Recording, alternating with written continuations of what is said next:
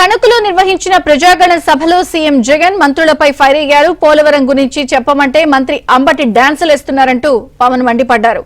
బూతులు తిట్టే వ్యక్తులను సీఎం జగన్ మంత్రులు చేశారని ఎద్దేవా చేశారు. రైతులను అవమానించిన వ్యక్తి కారుమూరి నాగేశ్వరరావు అంటూ ఆగ్రహం వ్యక్తం చేశారు. 3 పార్టీల కలయికతో ఏపీలో బలమైన నాయకత్వం ఏర్పడిందన్నారు. వచ్చే ఎన్నికల్లో షణ్ముఖ వ్యూహంతో ముందుకు వెళ్తున్నామని పవన్ స్పష్టం చేశారు.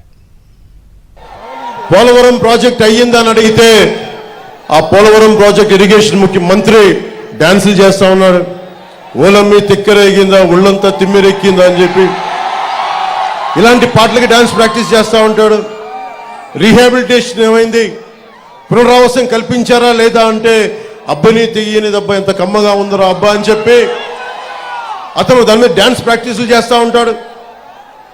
మనకి మంత్రులు బూతులు తిట్టేవాళ్ళు, ఇక్కడ మంత్రిలాగా దాడులు చేసేవాళ్ళు, డాన్సులు చేసేవాళ్ళు వైసీపీ క్యాబినెట్లో ఉన్నారు.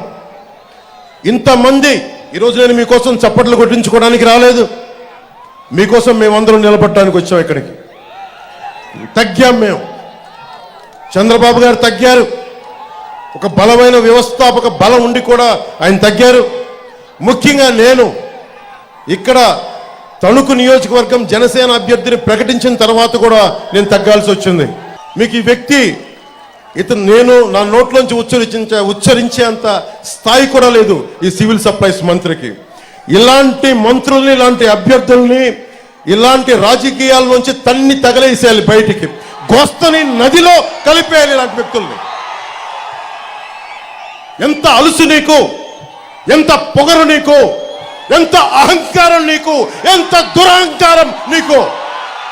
రైతు ఏడుస్తా ధాన్యానికి మొలకలు వచ్చినాయి అంటే నువ్వు బూతులు తిడతావా? నీ అహంకారాన్ని నేల కింద రాచే రోజులు వస్తున్నాయి, మర్చిపోకు. ఒక నదికి, ఒక దేశానికి ఒక నది చాలదు, ఒక దేహానికి ఒక రక్తనాళం సరిపోదు.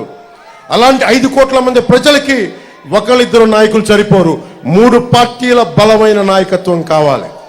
కేంద్ర నాయకత్వం సహాయ సహకారాలు ఉండాలి. చంద్రబాబు గారి అనుభవం కావాలి. మన జన సైనికుల వాడి జోడి మన బలంగా ముందుకు తీసుకెళ్ళగలిగే పోరాట శక్తి కావాలి. జనసేన రోడ్ల మీదకి వచ్చి పోరాటం చేస్తుంది.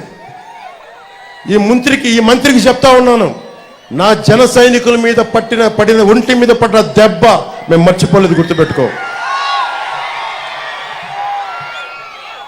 మీ అందరికీ కూడా మంచి రోజులు ఉన్నాయి. క్రోధినామ ఉగాది సంవత్సరం నిన్నే జరుపుకున్నాం.